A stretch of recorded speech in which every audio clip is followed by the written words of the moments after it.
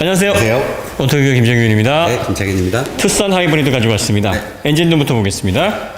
1.6 스마트 스트림 네. 터보 감마 2 엔진입니다. 네.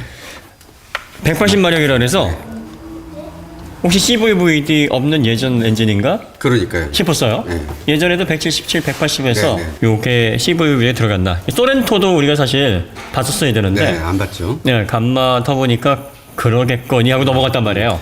현대가 요즘은 이런 부분에 신경을 쓰고 있다라는 거를 아반떼를 통해서 보고 이거 봐야 되겠구나. 그래서 여기가 열어봤습니다. 그래서 CVVD가 있는지 흡기를 바꿨는지 또 배기도 네. 터보 위로 올린 거의 일체형 타입의 네. 매니폴드가 들어가 있는 형태인지 봤더니 맞습니다. 그래서 아반떼 터보 거기에 들어가는 엔진에 하이브리드 모터를 붙여서 네. 구성을 했습니다.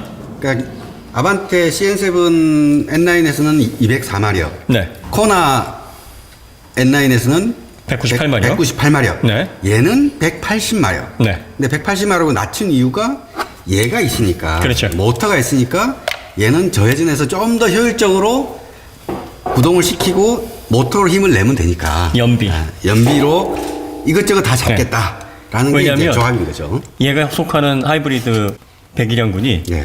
리터당 15.8km 이상 나와야 돼요. 네. 그 밑으로 내려가면 세제 혜택을 못 받습니다. 네. 그러면 130만 원을 더 내야 되는데 이렇게 되면 하이브리드 혜택 못 받으면 소비자들이 돈을 더 내야 되잖아요. 네. 굉장히 중요해요. 그래서 소렌토 하이브리드가 네. 그걸 못 마셨어요. 네. 15.3? 네. 15.8이 안 되니까 야, 이 정도 되는 중형 SUV 하이브리드가 없으니까 세제 감면 혜택을 받지 못하더라도 경쟁력이 충분하니 이 상태로 그냥 못 받더라도 내는 게 최선이니까 낼 거야. 이 모델은 15.8km까지 네. 딱 받아냈습니다. 네. 그러니까 빌트인 캠하고 네. 또 18인치 휠 타이어를 맞춰서 그렇게 맞춘 거라 네. 사륜구동이 없어요. 네. 왜? 사륜구동 걸어놓으면 연비가 내려가거든요. 나빠지니까. 그러면 세제 혜택을 못 받거든요. 그러면 이 차종 전체가 가장 낮은 수치에 해당하는 수치를 기준으로 인증을 받거든요. 그럼 사륜구동을 집어넣게 되면 얘도 그 순간 네. 날아가는 거예요. 그러니까 얘 사륜구동 안 되겠구나. 그래서 라브4에 비해서 유일하게 지금 경쟁력이 떨어지는 부분이 사륜구동이 없어요. 하이브리드가.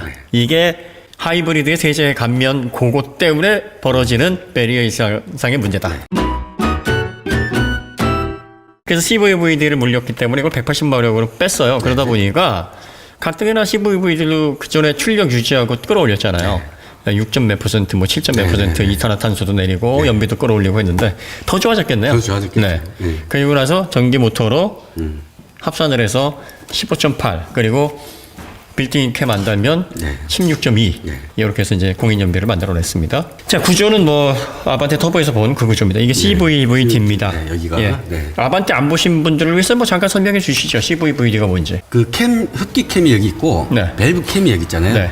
원래는 여기 캠 샤프트가 이렇게 돌아가면 네. 각도가 정해져 있어요. 네. 예. CVVT는 타이밍만 좀 땡기든지 미루든지. 네. 근데 밸브가 열려 있는 정도는 동일한 거고. 네. CVVL은 밸브를 좀 더 밀든지 좀 더 땡기든지. 네. 근데 두 개를 조합하면 듀레이션을 바꿀 수가 있는데 이 모터를 가지고 이거 두 개가 열리는 각도를 이렇게 돌 때는 속도를 좀 느리게 하고 이렇게 돌 때는 빠르게 하고 하는 그 조합을 통해서 듀레이션을 늘렸다 줄였다 할 수 있는 게 이거거든요. 그렇죠. 네, 그러니까 이 듀레이션이 이 저RPM에서 혹은 고RPM에서 힘을 내야 되느냐 연비를 좋게 해야 되느냐에 따라서 필요한 듀레이션이 다르거든요. 네. 그러니까 얘가 이 모터를 통해서 바로바로 제어할 수 있다라고 해서 이제 엔진 중에서는 현재로서는 가장 획기적인 구조라는 거죠. 네. 그러니까 이제 손가락 두 개로 설명을 하면 네. 이게 CVVT입니다. 네. Continuously Variable Valve Timing. 이게 CVVL이에요. 위아래로. 이건 이렇게 움직이고 이렇게 움직이는 거죠. 그래서 안 되네. 쉬운 거 아니에요? 이게 장갑을 껴서 안 되는 거지. 아, 그래요? 원래 제가 자율신경이 좋아요. 그래요? 보실래요? 됩니다. 아, 돼요? 네. 잘 되죠? 네. 그러니까 이게 이렇게 되는 거예요. 두 가지가 합치면. 그러면 CVVT면은 이렇게 되는 거고 L이면 이렇게 되는 건데 CVVT는 그냥 벌렸다 이렇게 되는 거예요. 그러니까 이 두 가지를 이렇게 하면은 더 좋아지거든요. 그래서 얘가 이게 들어간 겁니다. 이게 3세대에 해당하는 밸브 기술에서 3세대에 해당하는 거고요. 가솔린은 이 밸브가 굉장히 중요합니다. 디젤은 밸브가 안 중요한가요? 공기량을 일단 때려 놓고 보잖아요. 네. 그 디젤 직분사니까. 네. 그리고 이제 예전에 가솔린은 이제 직분사 없이 MPI로 많이 들어갔다가 그리고 또 이제 직분사로 되더라도 뭐 희박연소도 해야 되고 또 농후일 때, 희박일 때 뭐 이럴 때 또 제어를 해야 되고 이 가솔린은 터보 차저가 들어가지가 않아서 이게 사실은 크게 이슈가 됐던 거고 그 터보 차저가 들어가게 되면은 그래서 CVVT 정도로만 넣는 게 일반적인데 여기에다 이제 CVVT, CVVL을 다 넣으면 좋은데 복잡하니까 이걸 그럼 하나로 맞춰서 CVV 뒤로 두 가지 장점을 다 갖되 효율은 더 높이자 하는 게 이거예요. 그래서 이걸 하이브리드까지 붙어 있으니까 네.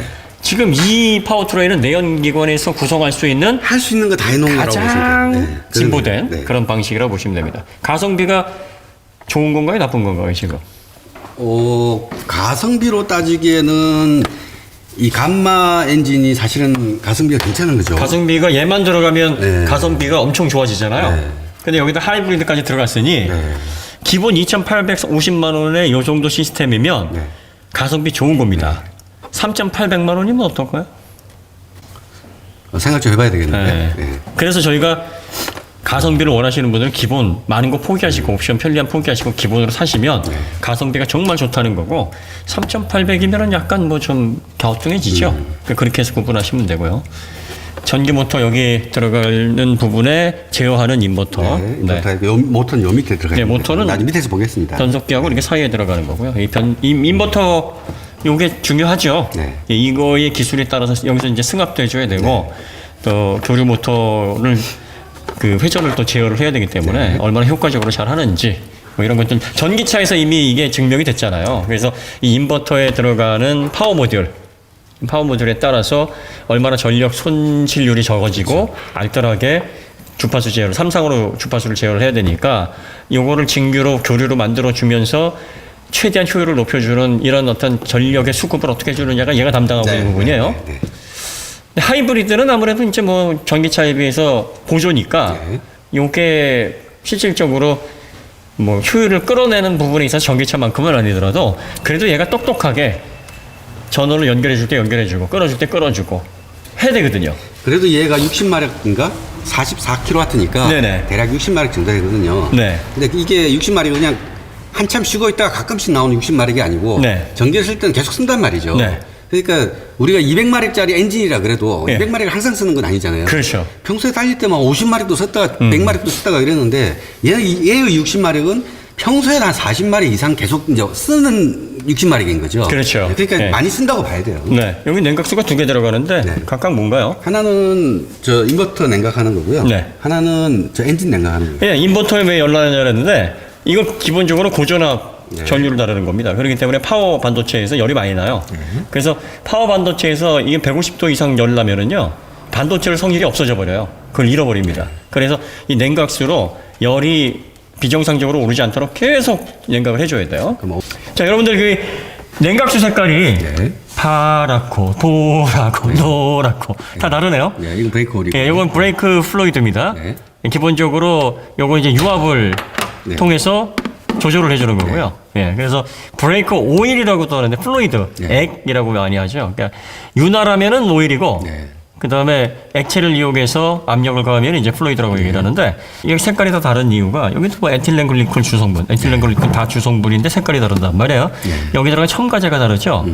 민욱기님, 문문님이 이제 요거 강조 한번 해달라고 했는데 시승해서 하면은 좀 이게 묻히니까. 우리 김드라님께서 이 냉각수의 색깔별대로 왜 첨가제가 이렇게 들어가서 이런 결과가 나오는지 강제로 빼드릴게요.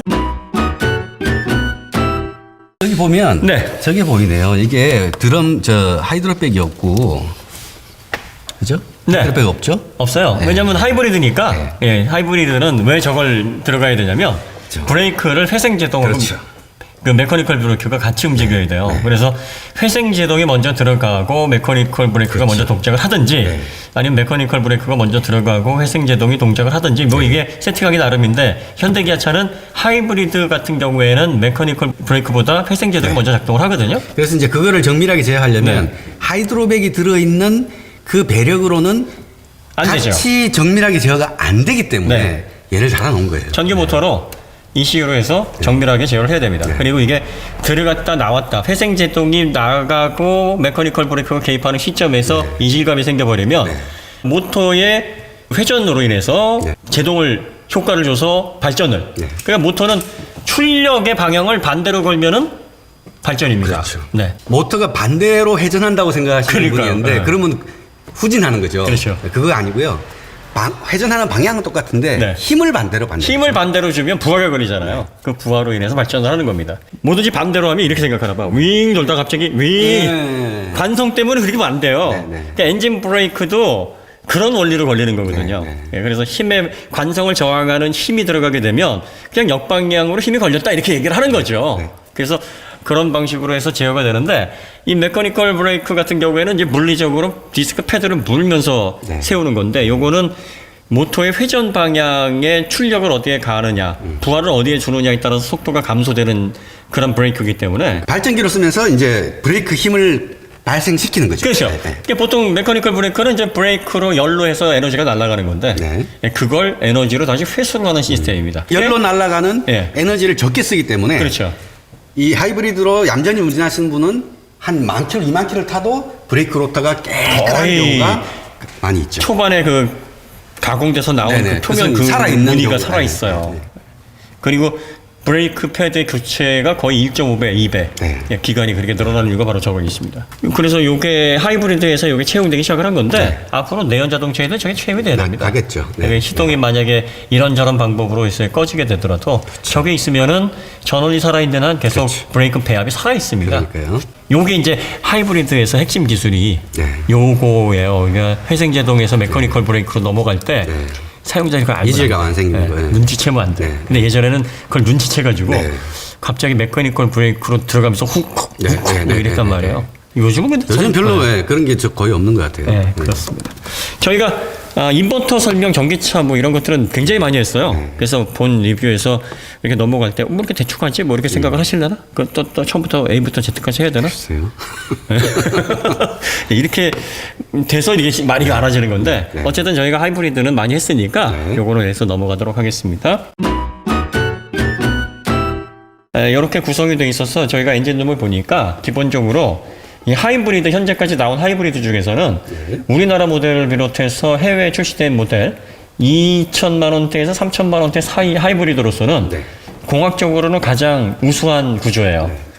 가끔 이제 어떤 분들이 세타 터보 엔진 2.5 엔진 내구성 좀 알려주세요. 그건 지금 감마2 내구 알 이거 수가 없죠. 도대체 저희가 그걸 알려드릴 수가 없어요. 네. 내구성 알려드리려면은 이걸 다 뜯어가지고 분해를 해서 물성 같은 거 조사해보고 그리고 또 일정 기간 실험을 통해서 부하를 주고 대조군이 있어야 되거든요. 실험을 하려면. 그러면 각 사의 이런 동일한 어떤 형태의 하이브리드를 해서 대조군을 만들어 놓고 각각의 실험 설정을 해서 부하를 주면서 나중에 그걸 유의미하게 데이터로 만들어 놔야 되는데 이거 알아내려면은 요것만 한 최소 6개월에서 1년은 해야 될 거예요.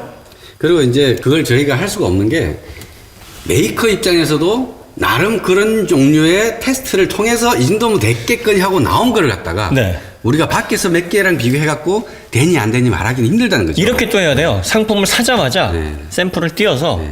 조건을 맞춰놓고 실험실 환경에서 적어도 대조군이 될 수 있는 걸 하나 놓고 비교군이 될 수 있는 거를 몇 개 놓고 그걸 동일한 환경에서 다양한 부하를 주면서 A그룹, B그룹, C그룹 이런 식으로 만들어 놓고 해야 돼요. 부하도 한 가지만이 아니라 여러 가지 온도 부하, 또 주행 부하, 뭐 막혔을 때 생기는 그런 부하 이런 걸 통해서 해야 되기 때문에 내구성을 저희가 뇌피셜로 하게 되면은 이거는 뭐 간단히 할 수 있는 거지만 정확하게 근거를 제시를 하려면 그것만 해도 몇십억 써야 될 겁니다. 소비자들이 그걸 원하시나 봐. 이거 내구성 문제 있으니까 이거 사면 부거되는 겁니다. 기업 니들이 말이야 너희들 이거 해달라는 얘기 같아요. 근데 막장 드라마에서 김치 싸대기 날리면 보긴 좋은데 그게 시간 지나고 나면은요 그거 흑역사 됩니다. 저희들도 흑역사지만 그걸 듣고 좋아하신 분들도 나중에 시간 지나다 보면 아 그때 왜 그걸 가지고 이렇게 촉지연했을까 그 생각하게 돼요. 수많은 소비자들이 사서 예를 들어서 1만 대가 판매가 됐을 때 그것이 나중에 후에 필드에서 어떤 증상이 나오는지 그게 재료든 필드 피드백인 거고 그렇죠. 그걸 통해서 검증이 되는 수밖에 없는 거지. 저희가 몇 대 사갖고 한다고 해도 그거는 신뢰성 자체가 그렇게 믿을 수 있는 게 아닌 거죠. 그리고 그런 샘플들도 정확하게 몇 대에서 문제가 생겼다라는 통계 자료를 취합을 해가지고 정확하게 분석을 해야 되는데 저희가 또 그 통계 자료를 제조사도 아니고 A센터 뭐 이런 메이커에서 제공할 리도 없고 해서 그런 거에 대해서 공정하게 판단할 수 있는 그 근거가 안 돼요. 근데 대체적으로 사람들이 왜 이걸 자꾸 해달라는 거 보면 머릿속에서 이제 뇌피셜로 조합을 해서 이렇게 문제다라고 하도 이렇게 스피커들이 많이 떠드니까 너희들은 왜 안 해? 그러니까 일종의 사상 검증하라는 것 같아요. 그래서 저희가 이 정도면 우리도 충분히 사상 검증하지 않았을까 싶은데 요즘 너무 유튜브에서 자극적인 게 많으니까 원색적으로 막 욕해달라는 걸 바라시는 것 같아요. 그러면 그게 마치 소비자들을 위해서 애쓰는 사람처럼. 예, 그래서 저희는 어쨌든 기조를 유지하고 뭐든지 팩트가 중요한 거고 눈에 보이는 알 수 있는 부분만 접근하고 모르는 건 모른다고 해야 됩니다. 모르는 걸 아는 척하거나 머릿속에 소설 쓰면은 나중에 크게 문제가 됩니다. 플랫폼이 3세대 플랫폼이라 보시면은 비껴치기 대역이 된 것 같죠? 네, 이렇게 좀 올라가 있죠. 제발 이거 좀 사다가 비껴치기 좀 해봤으면 좋겠어. 걔들 왜 안 사지? 현 PD 전화 좀 해봐. 거기요? 영어 되지? 되죠. 해봐. A few moments later. 지금 시간이 안 맞는구나. 업무 시간 아니지 거기. 거기 자고 있을 거예요. 자고 있어. 이따 시간 되면 한번 해봐. 왜 안 하는지? 좀 갔다가 좀 하지. 궁금해 죽겠네. 구조는 만들어 놓은 것 같은데. 3세대 플랫폼 위에 BM8 소나타 플랫폼입니다.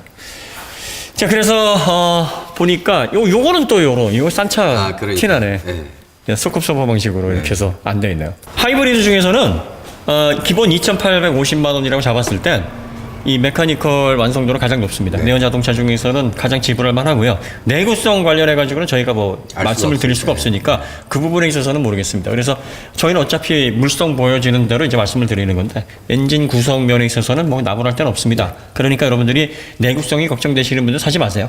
그리고 내구성이 괜찮다라고 그냥 생각을 하시는 분은 가성비 괜찮고 하이브리드 뭐 이 정도 공간 나오는 SUV다라고 해서 사실 분들은 한번 관심을 가져보시고 요거는 각자 인터넷도 검색해 보시고 뭐 주변도 물어보시고 정보를 최대 취합하셔서 신중하게 결정하시기 바랍니다. 네, 그럼 엔진룸 여기서 마치고요. 합으로 넘어가겠습니다.